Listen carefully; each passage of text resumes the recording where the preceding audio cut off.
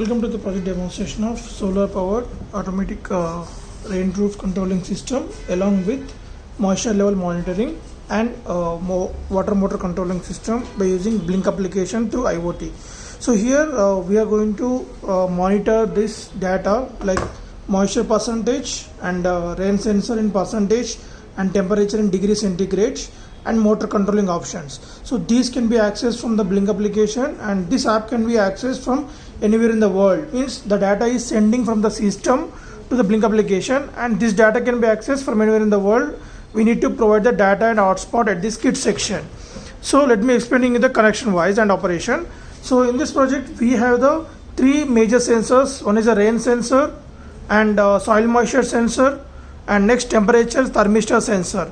So these three are the main sensors in our project, and based on this the sensor data will be uploaded to the Blynk application through this ESP8266, and all this interfacing done to this Arduino Uno board.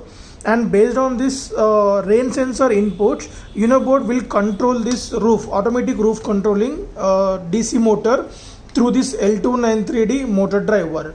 And here we are using 12 volts battery of 1 amp, so which is the main power source to the whole circuitry. And also if the moisture sensor content is very less, then we can control the motor which is connected to this electromagnetic relay. So this motor can be switching through this electromagnetic relay which was getting input from the Blynk application and controlled through this Arduino Uno board. So let me explain the connections wise. So rain sensor interface at the A0 pin and A1 for this soil moisture sensor, and temperature sensor at A2 pin, and the next 6 and 7 to this L293D motor driver to control this automatic roof control system, and 8 and 9 interface to this ESP8266 Wi-Fi module, and the 12th pin is interfaced to this electromagnetic relay. So here as we discussed, we are using the 12 amp battery which is rechargeable battery. So to recharge the battery in real time directly, we are going to making use of this solar power, the solar panel. So just connect this solar panel at this charging section. There is a S or T slot. S for solar panel, T for transformer. Whenever the sunlight is not available, we can charge a battery with help of 230 volts AC input also. So as we can see, the light intensity is bit low as the sunlight is not available more. That's why we're getting the less voltage. So when we place this under the sunlight, we will provide the maximum voltage. You can see that maximum voltage, so we can charge a battery in less time. So when you're charging the battery with solar panel or transformer, the time for the charging time is around 6 hours minimum, 8 hours maximum. So if you want to charge a battery with 230 volts AC inputs directly by connecting the plug to the 230 volts AC, then we can see the LED indication on that. So it will be fully charged in a duration of minimum 6 hours, maximum 8 hours. After that, automatically disconnect this, and now you can disconnect that. So in the final demonstration, connect the solar panel, right? And now solar panel to the battery through these charging circuits, battery to the L293D for the motor power supply, and Arduino Uno for operational inputs.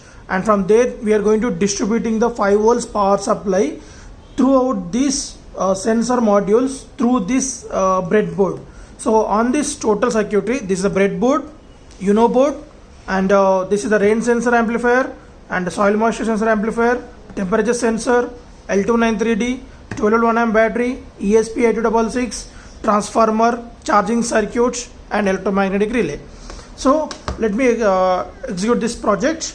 Now before on the kit, the first step is we need to on the hotspot in your phone. So for that, configure the hotspot to project PROJECT5576 without any space, without any capital letter, and next password should be 123456789, and band should be 2.4 gigahertz. So these three are very important. After that, on the hotspots, on the data, and now this is the main on off switch of the whole circuit. Above is the on, below is the off. So on circuitry, and hold this reset switch. There is a reset switch beside this USB connector Uno board. Hold this till the device appearing on this connected device, and also we can see the device is online. So if the device is offline, then we can see offline icon over here. So when it is online, then only release this board, release the switch. Now, so after 5 seconds duration, open this. Now we can see the temperature. As there is no rain, there is no moisture content. So if I increase the temperature near this black temperature sensor, we can see the temperature is increasing on this one.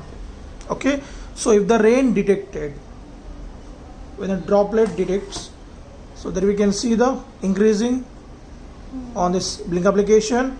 So when the rain wipe out and it closes back to the normal, and same for the moisture also. So when the moisture content is normal, you can check that manually. So if it is sufficient this moisture content, you can no need to on the motor. If it will be increased, right? So if the moisture content is less, then if you want to on the motor, just click on this. The motor will get switched on. We can see the motor is vibrating, and after some time you can off the motor also. Right, so in this manner we can access the sensor parameters like rain percentage and moisture percentage and temperature degree centigrade, and also we can control the water pumping motor from the Blynk application. This app can be accessed from anywhere in the world directly.